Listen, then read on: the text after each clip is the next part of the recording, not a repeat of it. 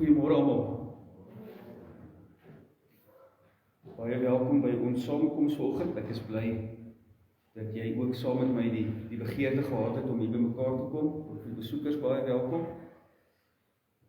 Ons hoop is, as ons so by mekaar is, dat ons regtig die Here met oorgawe sal aanbid.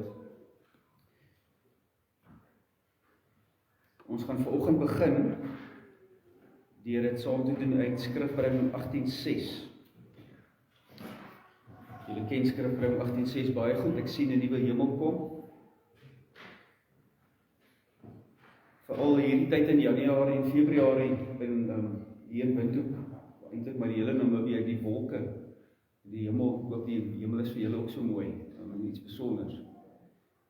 Maar ons kyk verby die wolke. Ons kyk na die heelal en ons verstaan dat daar iets nuuts kom. Ons prediking vanoggend gaan ook oor ons wat op pad is. So met hierdie lied sê ons, ons hou ons oog op dit waarheen ons op pad is, net na die hemel, na die Here self. Vers 4 sê, kyk, ek maak alles nuut, sê God, laat hom wat dors het kom, en hy sal vind, hy is my kind, ek is 'n God vir hom.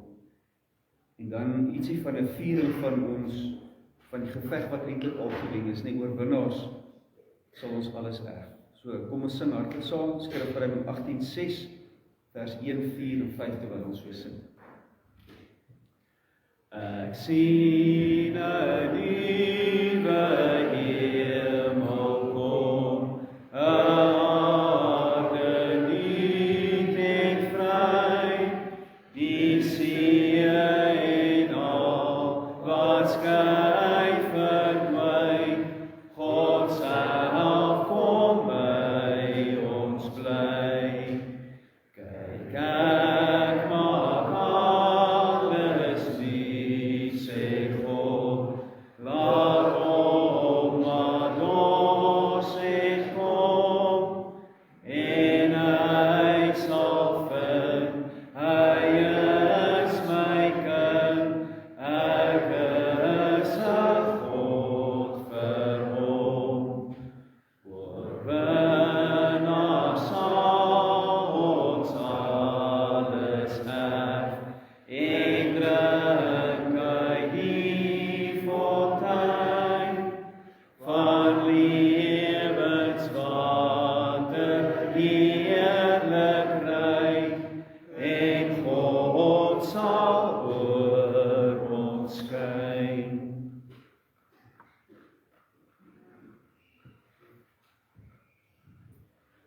Stuur u lig en u waarheid dat u my lei en my bring na waar u is.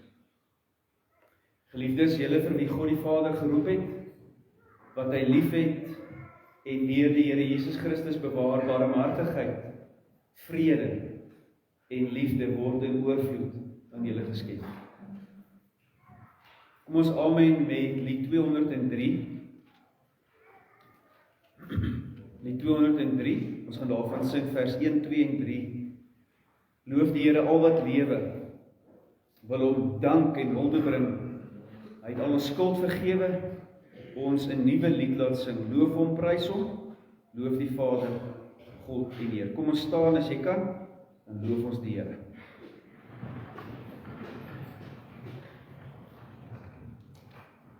Loof die Here al wat lewe, wil hom dank en hulde bring. Hy het al ons skuld vergewe, ons 'n nuwe lied laat sing. Loof hom, prys hom, loof en prys hom, loof die Vader, God en Heer. Loof hom wat in groot genade ons deur eeue heen behou. Loof hom vir sy reddingsdade, vas kan ons op hom vertrou. Loof hom, prys hom, loof en prys hom, hy's genadig en getrou. Soos 'n Vader sorg vir kinders, sorg die Heer vir wie hom vrees.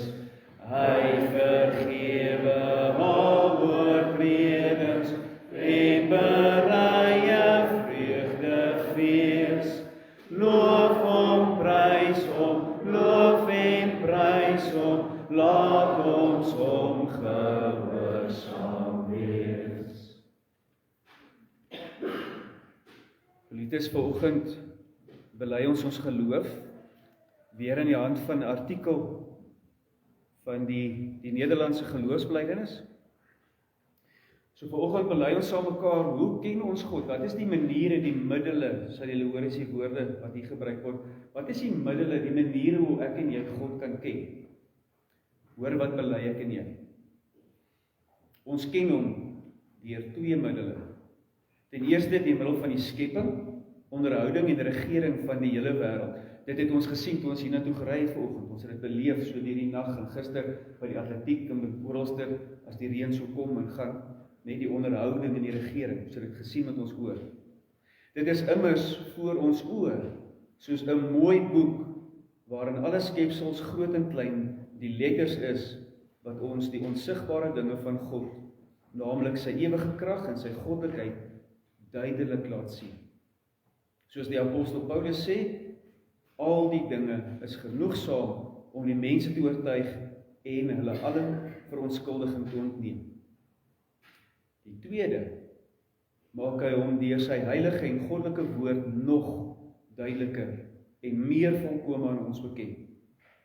En wel soveel as wat vir ons in hierdie lewe nodig is, tot sy eer en tot die saligheid van hulle wat aan hom behoort. God maak hom bekend deur sy skepping en deur sy woord, so bely ons. Prys die Here, want ons oë kan dit sien. Ons kan dit lees, ons kan dit hoor, ons kan dit oordink. God is duidelik vir ons sigbaar. Julle kan gerus sit.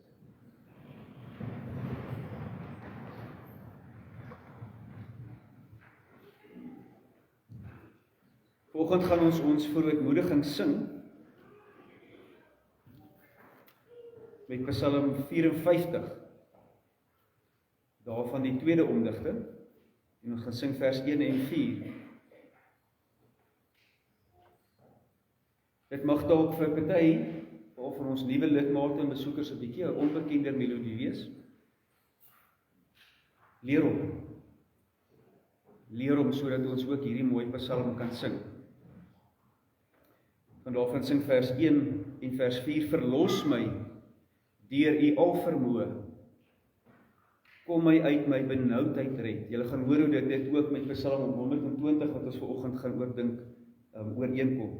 Nee, red my uit my benoudheid. Bewys aan my u mededoe, kinders, is so omgee, net die Here se naby, diep omgee. En luister, Heer, na my gebed. Verlos my deur u alvermoë, kom my uit my benoudheid red, bewys aan my u mededoe, en luister Heer na my gebed. Ek is gered uit my benoudheid, ek sal my offers bring, o Heer. U het my vrygemaak soos altyd.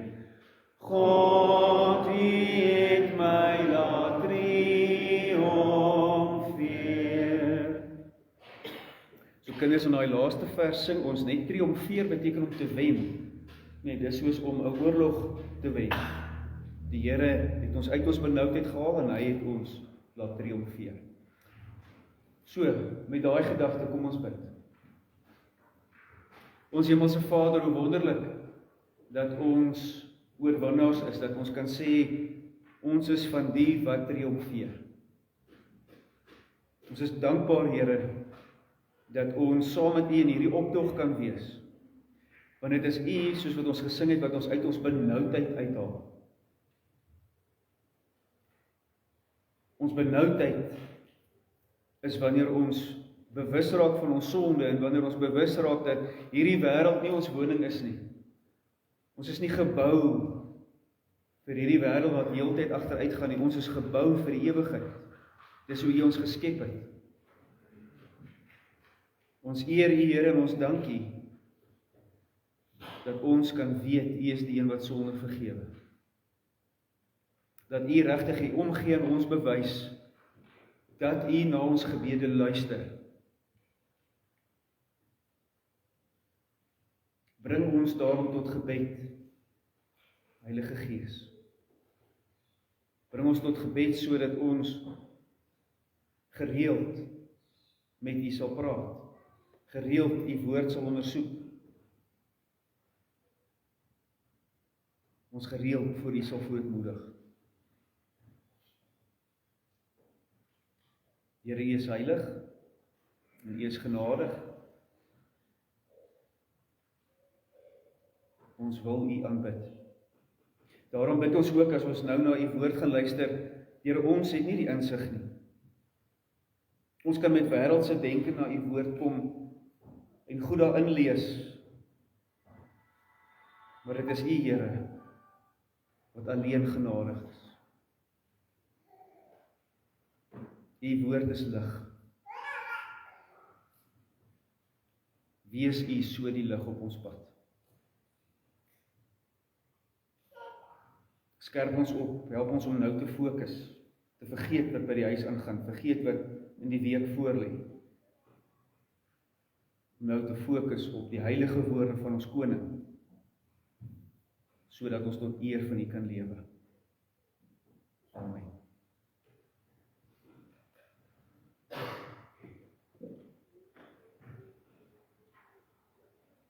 Julle kan julle Bybels oopmaak, Psalm 120.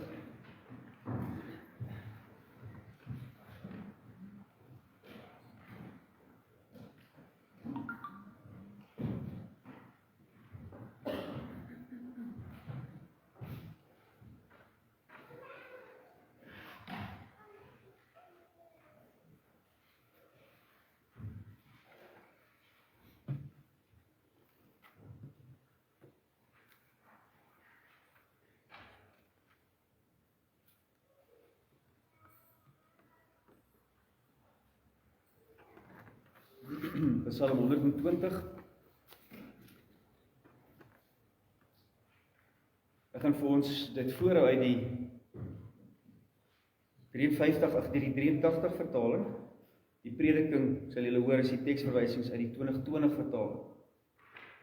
Ek moet verduidelik gou hoekom. So die 2020 vertaling is 'n meer direkte vertaling, nie? Soos wat die 53 vertaling was en is. En partykeer as jy poësie lees, die Psalm is mos nou 'n gedig, dan gaan daar party van die goed verlore as 'n ou om te veel probeer interpreteer. Baie goeie vertaling nog steeds, die 83 vertaling hier, dis hoekom ek hom lees en hy is so 'n bietjie ons Afrikaans, hy val makliker op die oor, maar ons gaan direk luister dan na die 2020 vertaling. So maak nou nie saak watter een jy het nie. Lees saam en leer saam. Net by wyse van inleiding voor ons lees,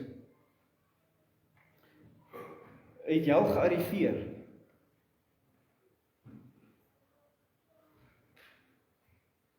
Het jy al gearriveer? Of is jy nog op pad? Is jy tuis in hierdie wêreld? Of voel jy dalk soos 'n vreemdeling? 'n Baie persoonlike vraag, broer en suster, wat vir ons almal dieselfde is en tog baie persoonlik. Wat is jou grootste nood? Wat sien jy as jou grootste probleem? Tieners, jou grootste probleem is nie brandklere nie. Dis nie of jou maats van jou gaan hou of jy gaan inskakel. Ouers, finansies is nie ons grootste nood. Psalm 120 begelei ons om eerlik antwoorde op hierdie vraag te soek. Kom ons luister. 'n Pelgrimslied. In my nood het ek na die Here geroep en hy het my gebed verhoor. Red my uit die mag van leenaars, Here, uit die mag van bedrieërs. Wat sal God aan jou doen, jou bedrieër? Hoe sal hy teen jou optree? Hy sal jouself met die skerp pyle van 'n krygsman met gloeiende kole. Hoe ellendig was dit toe ek as vreemdeling in Mesek gewoon het en tussen die inwoners van Kedar gebly het. Te lank moes ek woon by mense wat vrede haat. Ek het vrede begeer, maar sodra ek iets gesê het, was hulle op oorlog uit. Dit is die woord van die Here. Jan, het julle die PowerPoint daar?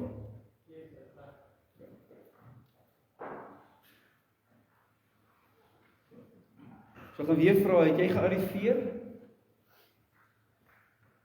Of is jy op pad? Psalm 120 is die eerste psalm van die sogenaamde 15 pelgrimsliedere, of liedere wat gesing is op pad.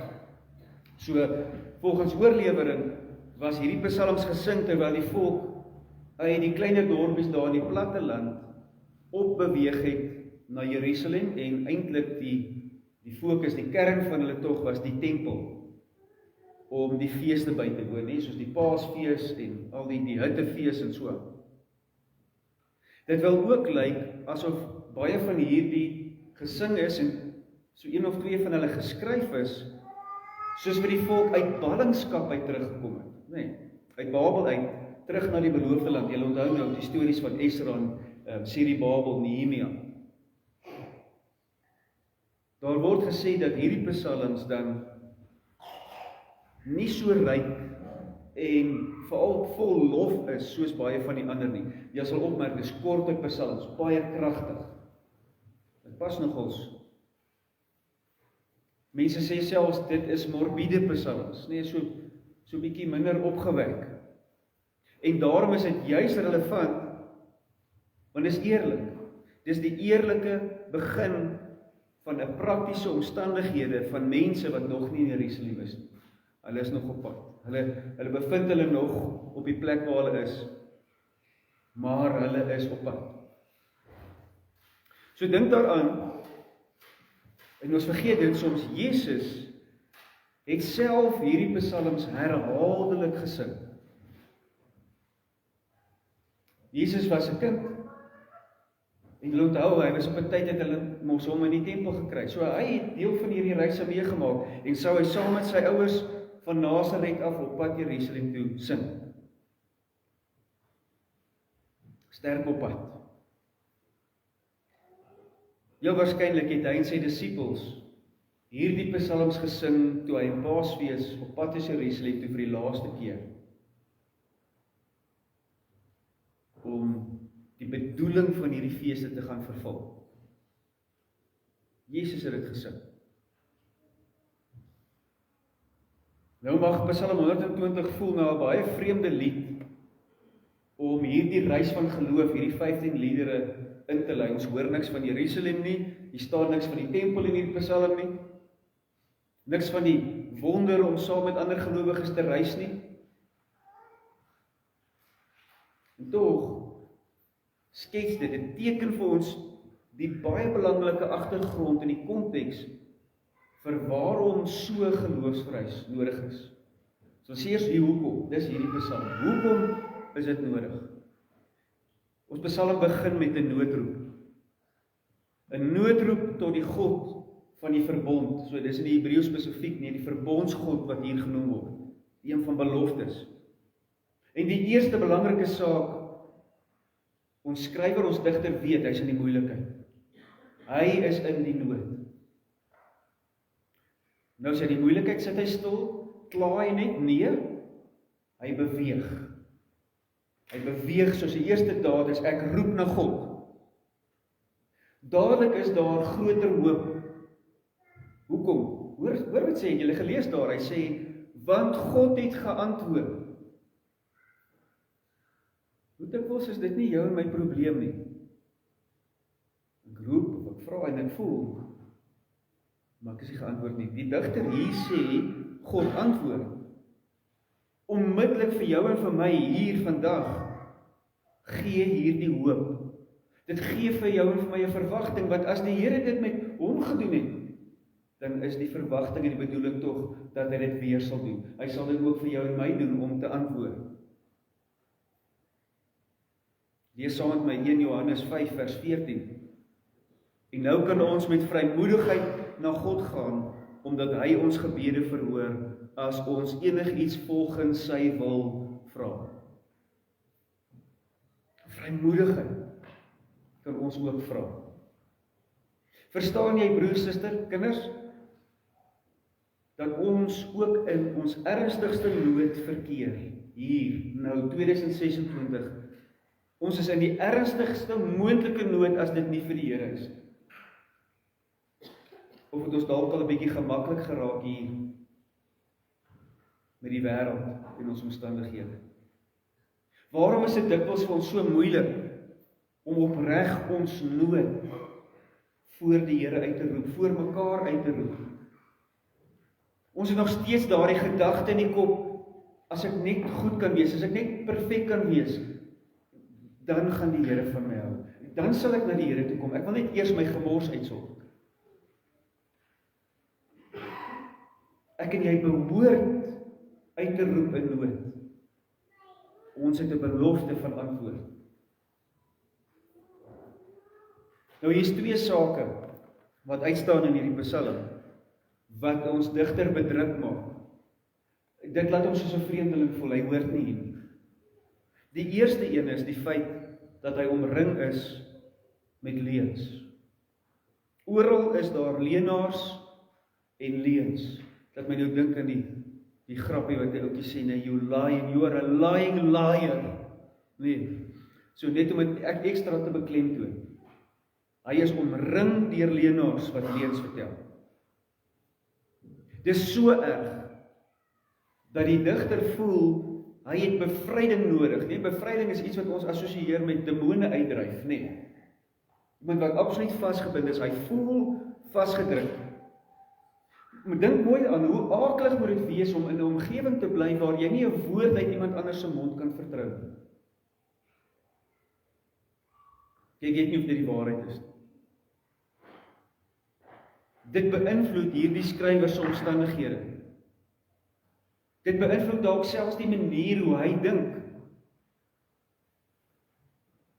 Die manier hoe hy doen, die manier hoe hy praat. Dis vir hom so ernstig, hy sê, my lewe voel bedreig. Het iemand al so vir jou gejok, of van jou gejok, dat jou lewe bedreig voel?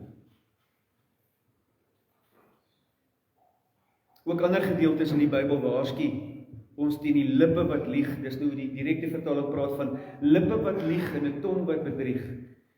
Psalm 34 vers 12. Kom kinders, luister na my, ek wil julle leer hoe om die Here te dien.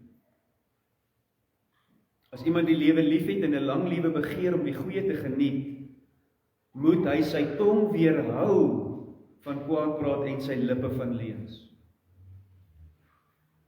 Spreuke 21 vers 23. Wie sy mond en sy tong in toom hou, hou hom uit gevaar. Selfs lewensgevaar. En volgens Spreuke 6 vers 17, haat God 'n tong wat lieg. Hy spreek hom baie sterk daaruit. In die Nuwe Testament, Jakobus se brief voor ons, hy sê, die tong is 'n vuur, 'n wêreld vol ongeregtigheid, die deel van die liggaam wat die hele mens besmet. Julle, miskien is dit presies wat hierdie digter ervaar het. Hy was besig om besmet te raak deur die omgewing waarin hy is, die mense wat hom omring. Miskien is daar selfs leuns oor hom vertel. Maar waarskynlik ook oor die wonders en die heiligheid van God, sy God. Jakobus gaan voort oor so 'n tong, hoor dit sê, hy sê, uit dieselfde mond kom lof en vloek. Julle onthou, hier praat hy van, nee, jy vloek die skepsel wat God gemaak het. So, my broers, so moet dit nie wees nie. Of fontein laat tog nie dieselfde oog vars en braakwater opborrel.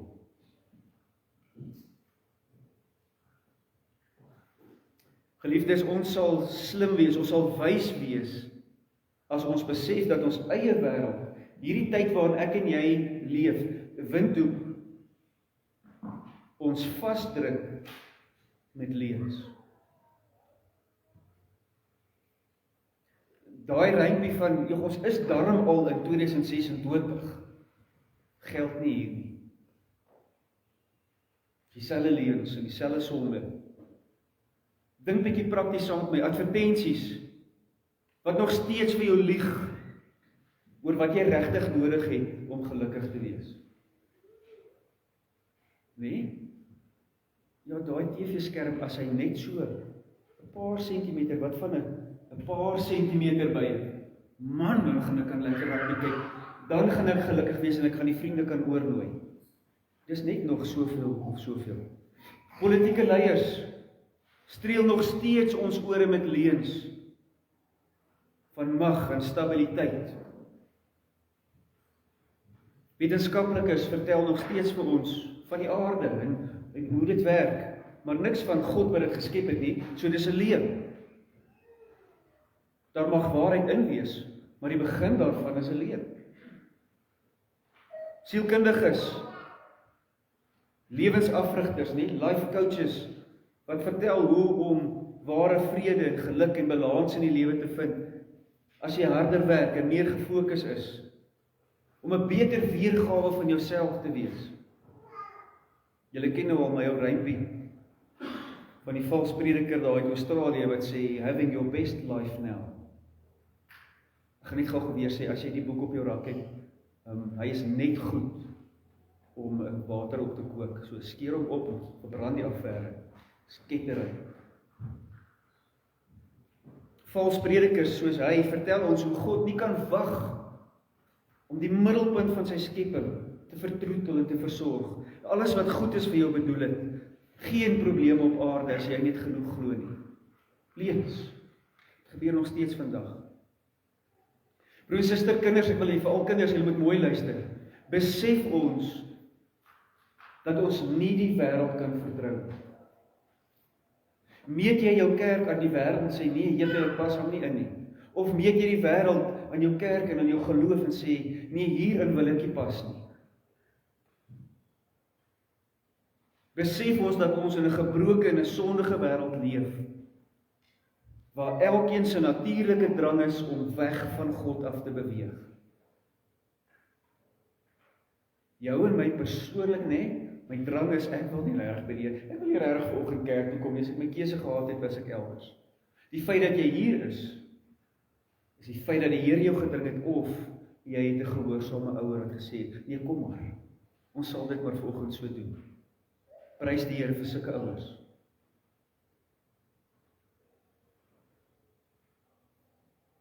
Hierdie naweek was atletiek by baie skole. Terwyl ek by die ander veld was besig om krieket te kyk, hoor ek 'n kind hier agter die hoek verskriklik huil. Ek hoor hoe sy skreeu, huil tussen die trane deur vir haar pa. Dis nie reg nie. Ek was dan die beste.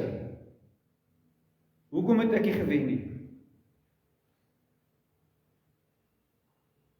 Onbedaarlik, en ek hoor waar pa probeer troos, stap maar 'n bietjie weg. Ek hoor dit nou maar ek hoor sy en ek hoor hoe die pa hierdie onwyse woorde gesê vir haar, maar my kind, jy is die beste en jy moes gewen het.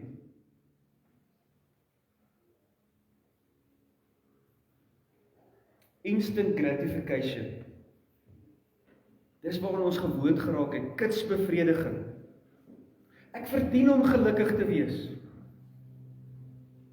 Dis dan wat die prentjie, die advertensie van die sportdrankie gewys het, wat ek gedrink het voor die tyd. Dis wat die afrigter gesê het, papa, ek het gefokus hoe ek wen. Ek het dit gevisualiseer, ek het dit oor en oor vir myself gesê. Wat is die leuen hier? So prakties, so onskuldig eintlik, maar dit wys so baie van ons, vir myself ook. Ek is die middelpunt van die skepping. Dit gaan oor my. Ek verdien om te wen. Ek is 'n wenner. Ons kleuterskole help ook nie in baie ander plekke nie, ons is almal wenners, almal kry medaljes, want ons is almal wenners. Al het ek niks gedoen nie, geen effort in gesit. Wat is die waarheid vir die pelgrim? Ek is 'n bywoner. My vreugde lê nie in die kort oomblik van wen en gelukkig wees nie. Van erkenning deur mense wat net so vinnig weg is. Broers, susters, kinders, ons het Jesus se reddende bevryding nodig. Wat hy deur sy bloed gekoop het. Want in plaas van volhard, wil sulke leuns ons laat kortpad vat. Kindsgeloof.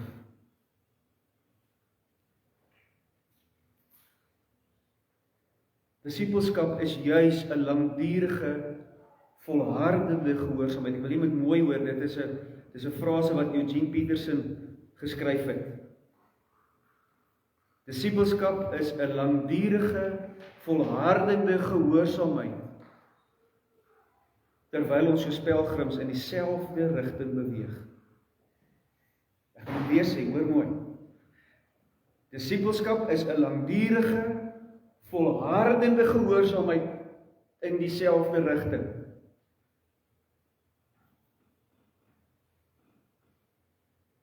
Watter rigting is dit?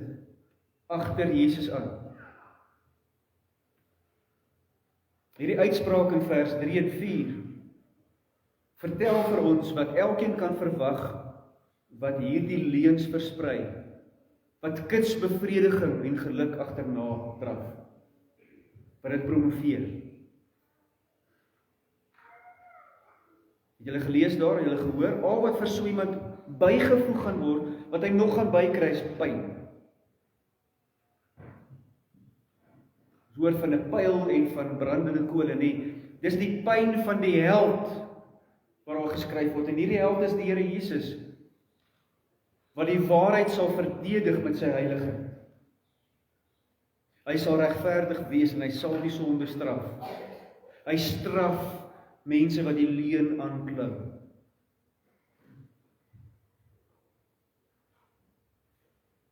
Hoor hoe staan dit in Openbaring 21 vers 8.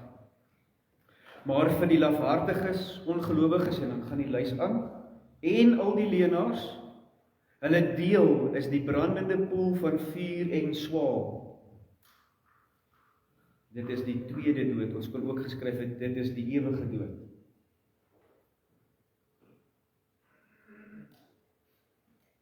Die pelgrim, die geloofsreisiger, voel hier soos 'n vreemdeling, want hy weet dis nie waar hy hoort nie. 'n Geloofsreisiger se vader is die vader van die waarheid. Satan is die vader van die leuen. En daarom hoor ons digter, ons geloofsreisigers soos ons wil beweeg, nader aan die Here, nader aan my Here wat my nood ken en my antwoord as ek na hom roep. Wat beteken dit? Terselfdertyd beteken nader aan mekaar. Nader aan die geloofsreisigers wat saam met my volhard in dieselfde rigting oor 'n lang tyd.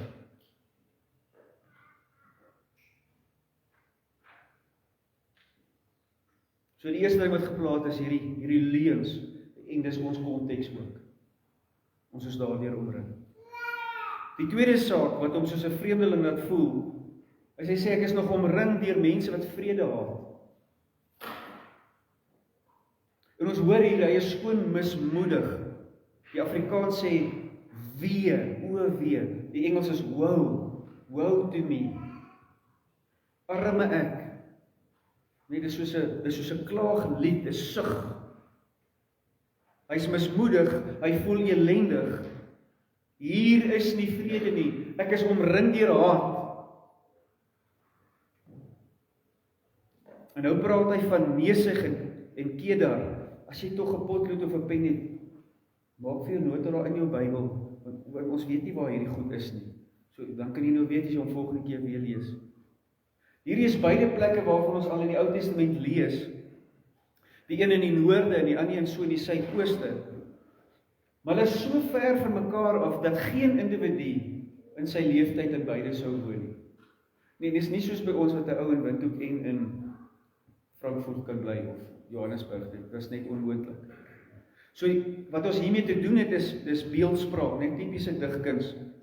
So, hy gebruik hierdie plekname, Mesig en Kedar, as simboliek vir die uithoeke van die barbaarse, die heidense wêreld.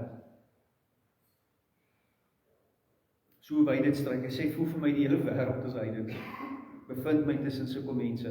En hy voel juis vreemd, om die mense wat hom omring, nie gelowig is nie. Ons weet van Kedar, dat dit is amper soos 'n nomade gebied vir die Arabiere. Is nie gelowig is nie. En soos wat ons weet, nou, in Israel en Palestina gebeur, 'n veglustige spul. Iran, Irak, noem maar op. Lief vir beklei.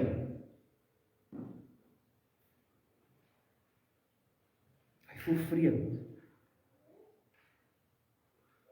Hulle is veglustig en wil alles met geweld verander.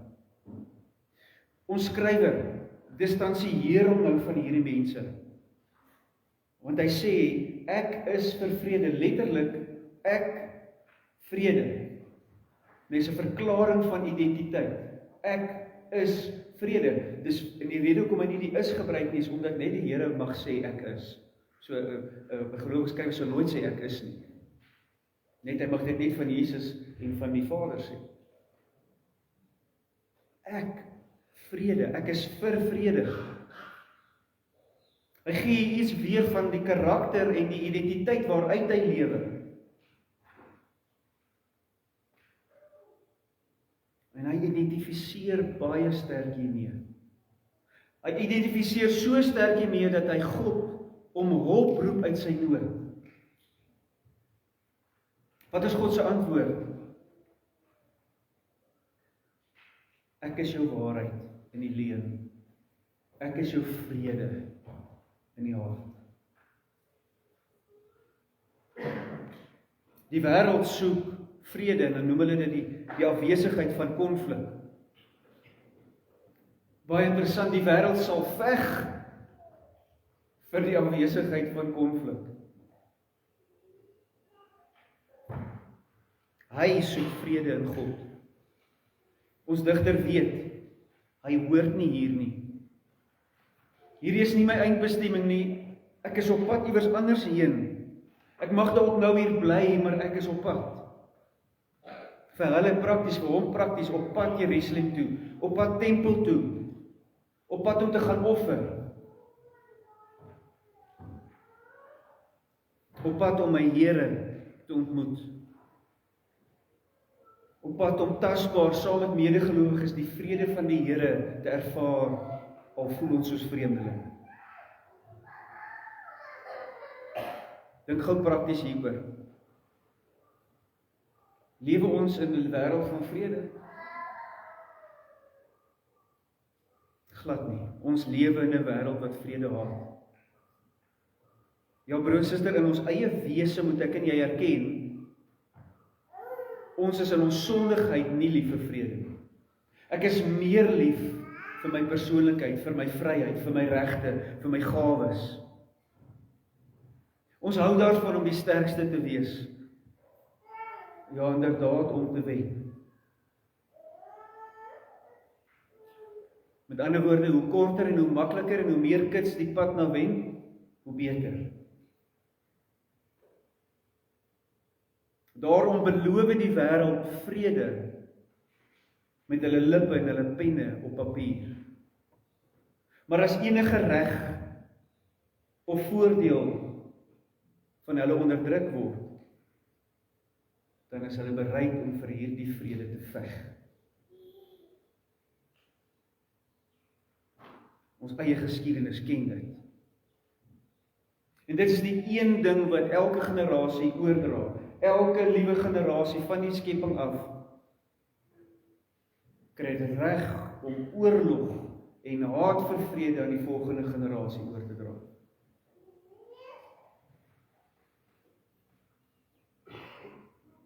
Jy sou nou dink dat ons al teen hierdie tyd ons les geleer het. Miljoene, Christian, as ek reg dink, 30 miljoen in die Eerste Wêreldoorlog. Junior. Tweede Wêreldoorlog net nog by 30 miljoen, dit was die Eerste Oorlog. En hier is ons besig op hierdie oomblik om te sien hoe die Derde Wêreldoorlog in die wêreld inkom.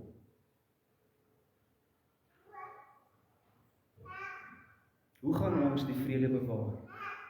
Hoe gaan die mense, hoe gaan ons wêreld, ons leiers die vrede bewaar? Hoor bietjie hoe skryf James Montgomery Boyce oor.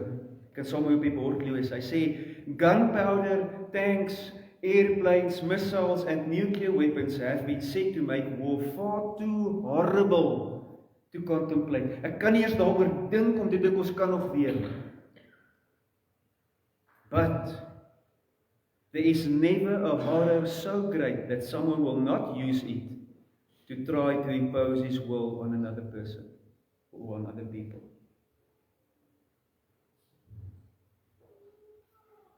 Dan is dit nie so erg nie. Dis geregverdig. Broers, suster, kinders, daarom kan ons nie tevrede wees met waar ons is nie. Met wat om ons aangaan nie. Toe as jy dit mooi geskryf, die wêreld is my woning nie. Ja, ons lewe en getuig hier is waar die Here ons plaas. Maar ons is gemaak vir iets groter, iets heerliker, iets beter. En daai beter gebeur klaar terwyl ek op reis is. Dis nie eers eendag nie. Ek ervaar iets van daai beter nou terwyl ek op pad is. En dis nie kits nie. Dit vra geloofsinspanning. Hoe stel Petrus dit? 1 Petrus 2 vers 11. Geliefdes, in die wêreld is julle vreemdelinge en bywoners. Daarom dring ek by julle daarop aan om nie aan sinnelike begeertes toe te gee nie. Dit verwoes net 'n mens se lewe. Hier is julle vreemdelinge en bywoners. Het julle gehoor ons digter ook hiervan getuig, al is dit 'n paar duisend jaar voor dit? Hy smag na 'n vrede en 'n waarheid wat hy nie op hierdie aarde kan kry. My blydensklas, jy onthou nou daai ritme in Rigters en in Konings, ons oor en oor sukkel en terugkeer na hierdie gebrokenheid. So hoe nou gemaak? So die eerste vraag weer eens, broer en suster, is, besef ons dat ons in nood is? Besef ek en jy dat ons in die nood is? Besef ek en jy dat ons eie lippe vol leuns is sonder die waarheid in Christus Jesus? Besef ek en jy dat op my eie haat ek vrede?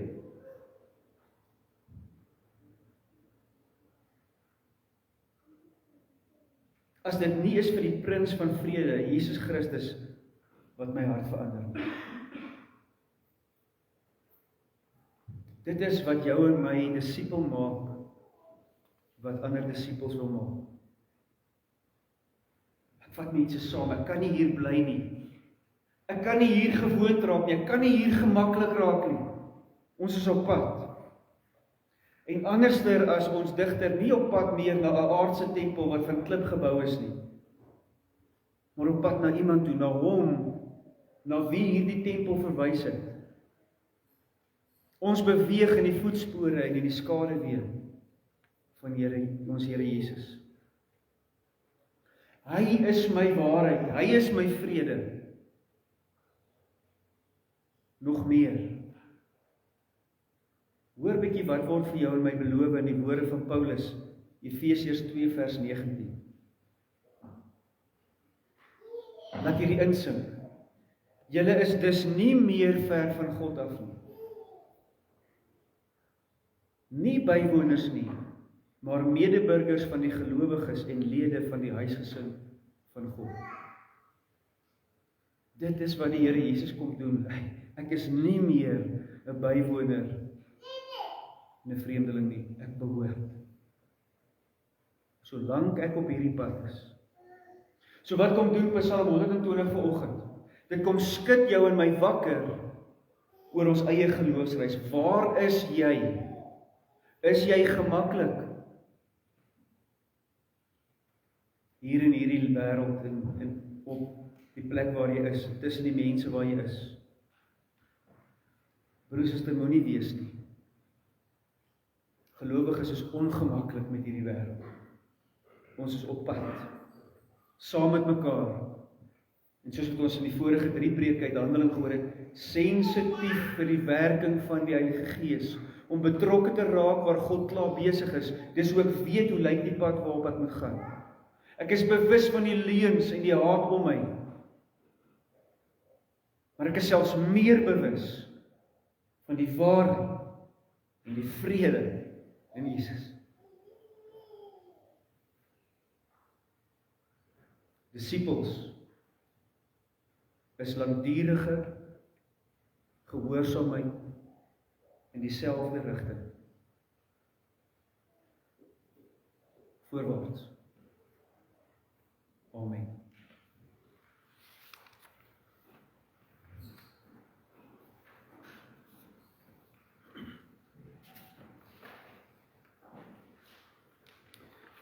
Daar's geleentheid vir ons lief en leed, vir die opneem van ons barmhartigheid ook.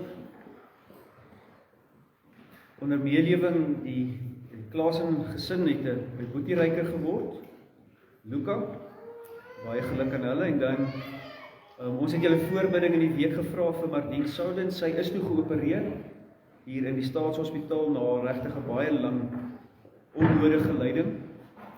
Ons is baie dankbaar dat sy ook nou by haar ouers aansterk in Okania. Dankie vir almal se boodskappe, sy het laat weet, so sy het baie boodskappe gekry in die gemeente, so dankie ook vir elkeen. Is daar ander meelewing? Oom Willie, dat die babs, julle is klaar getrek, nou sit die fyner goedjies, hoop julle rus lekker, sterkte, ons is bly julle is in, Teresa, julle het 'n huis gekry, het ek gehoor, ons is baie dankbaar daaroor. Dit is 'n huurhuis, so hulle raak nie te gemaklik hier nie, hoor, hulle is op pad nog, maar stil. Ons is baie dankbaar, dit is ook 'n beproewing wat nou ligter is. Is daar ander meelewing?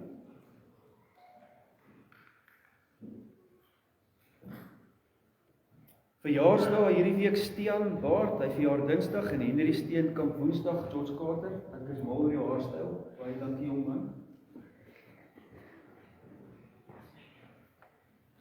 Nee, julle los vir George Carter, hy bring vir my.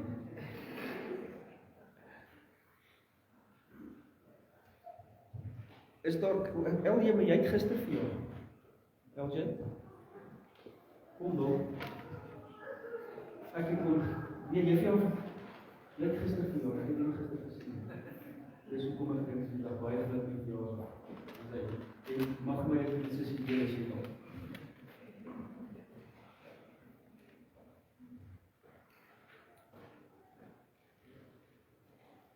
Goed, ek gaan hierso sê, sodat dit is deel van ons meelewing. Die diakonie, weet julle, help ook hier en daar met kospakkies. Partykeer is dit 'n omgeepakkie omdat iemand nie het nie, maar baie ander keer is dit sommer net om te wys ons is lief op. So as jy so 'n pakkie kry, moenie skrik nie. Dis omdat ons lief is, nee, ons gee partykeer sommer net 'n pakkie, maar ons wil asseblief vir julle vra om daarvoor bydraes te bring. So dit kan 'n finansiële bydrae wees vir die diakonie. Jy kan dit merk, waar's Marisa, net omgee pakkies as jy dalk 'n finansiële bydrae wil maak, of jy kan produkte bring, nie so, maar bietjie nie bederfbare goed. Ons het so 7-8 pakkies wat ons in 'n maand uitgee, so as jy nou jou beplanning doen, dan kan jy dalk, ons kan maar so 'n kartonnetjie met 'n paar goeders inkoop. Julle kan dit hier in die kerk, so op die tafel sit, of net onder die tafel, en dit sal daar gekry word asseblief. Kom ons help hiermee ook, gesinne, dit gaan nog al 'n entjie. Sommige net om ons liefde ook te wys. Kom ons bid saam. Hemelse Vader, ons besef dat ons met partykeer bietjie gemaklik raak. hier waar ons is. Ons raak gemaklik met waar ons is, met hoe dit is. Ons raak gemaklik met ons sonde. Ons raak gemaklik om te dink, ag, die Here sal maar verstaan. Ek hoef nie nou te verander. Here, mag ons nooit gemaklik raak met ons sonde nie, wanneer ons vir onsself en vir mekaar en vir U lieg nie.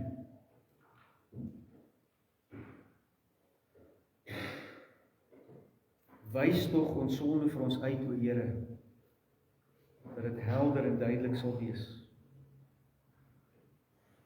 U sê daar is niks wat weggesteek is wat nie aan die lig sal kom nie. Mag ons dit eerder aan die lig bring. Mag ons eerder oor ons worstelinge praat. Bewaar ons daarvan, Here, dat ons mense sou wees wie se lippe vol leuns is. Bewaar ons daarvan dat ons mense sou wees wat die vrede haat. U sê, geseën is die wat streef na reg en geregtigheid, na die waarheid. Geseënd is die vredemakers. Daardie seën is net ons en as ons U hierin navolg. Here, ons wil dit pleit as individue, as gesinne, as gemeente, as kerkverband. Mag ons vorentoe beweeg. Mag ons selfs nie gemaklik wees met hoe die kerk daarna uitsien nie. Mag ons bly reformeer, terug na U woord.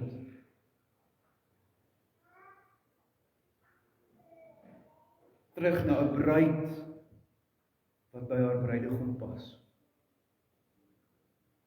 En soos ons nou in die volgende weke op pad gaan wees, ook in hierdie psalms, pleit ons, beweeg ons. Mag ons besef dat as ons val en ons nie dan in U skaduwee val en by U voetspore nie, dan is ons te ver. Beweeg ons as gemeente, Here, saam met mekaar op pad, vir die langste moontlike termyn in geloofsgehoorsaamheid. Ons dankie vir uitkomste vir baie.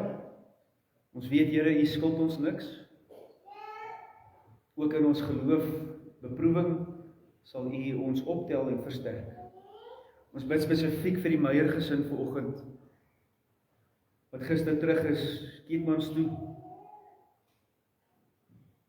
waar Jacques sy laaste paar dae gaan uitleef.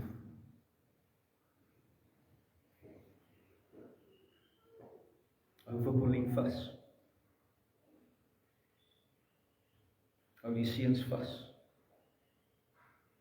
Soos wat hulle die werklikheid van die gevolge van ons sonde hier sien, maar ook die vaste oortuiging wat Jacques uitgespreek het, ek is nie bang nie. Ek is op pad na my Here toe. Ons bid, Here, ook vir Mardien, dat sy in hierdie tyd van herstel ook U gelooflike teenwoordigheid sal beleef. Aan U al die lof en die dank, Here, dat U ons nie los waar ons is nie, maar ons beweeg nader en nader aan U. Hoor ons gebede in die naam van ons Here Jesus, ons vredevors. Amen.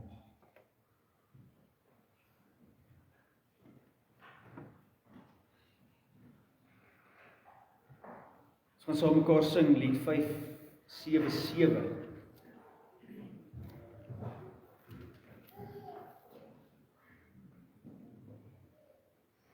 So op dieselfde melodie is, ek sien in die hemel kom, maar dit is 'n omdigting van Psalm 23, wat so mooi net sê nie, hoe is ons op pad met ons herder?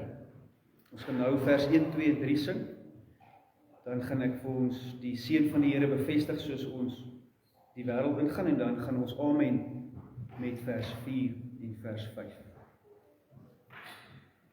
Kom ons staan, sing ons.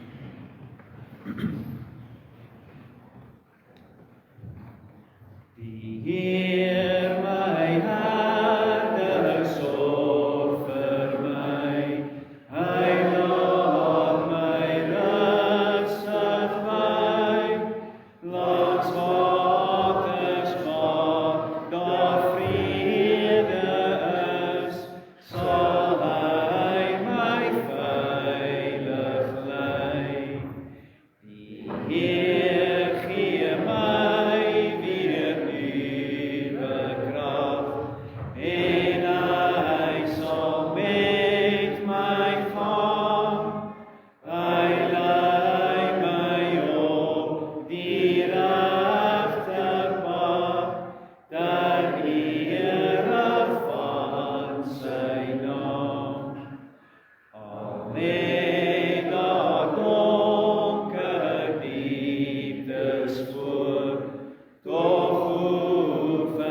nie te vrees, want U is by my, en in U hand sal ek steeds veilig wees.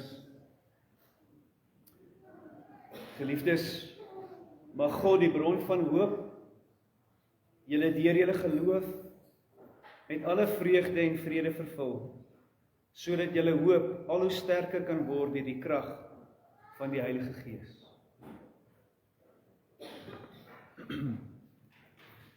U maak vir my 'n fees gereed, terwyl my vyand kyk. U maak van my 'n eregas, U maak my lewe ryk. Met goedheid, liefde, lewenslang, gee U o Heer vir my. By U is ek tuis, en in U huis sal ek vir ewig bly.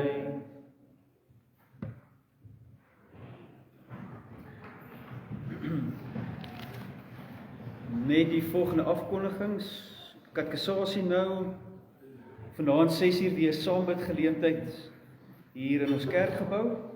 Almal is hartlik welkom. Mike, ek gaan sommer sê van die manne ontbyt. So die manne ontbyt die 28ste Februarie. Manne, knoop so lank in jou oor. Julle weet hoe die vorige een was 'n heerlike sukses. Ons het so lekker gekuier, oud en jong saam. So maak hom in die kalender, boek hom uit, die 28ste Februarie. Jep. Die 21ste is, ons skuif hom 'n week aan. Ja. So hy gaan net 'n week aanskuif, so jy kan hom nou in die kalender gaan aanskuif, asseblief, jy het nou gehoor. So dankie Mike ook vir die reëlings rondom dit. As jy dalk bietjie wil help of ondersteun, gesels met Mike. Dan herinner ek asseblief net aan die diakonie se kospakkies, die omgeepakkies, wat ons daarmee sal help. Ek dink dit is dit. Kom ons geniet, ons saam wees, asseblief ook ons besoekers, kom kuier saam met ons met koffie en tee, is net hier agter, onder die afdak.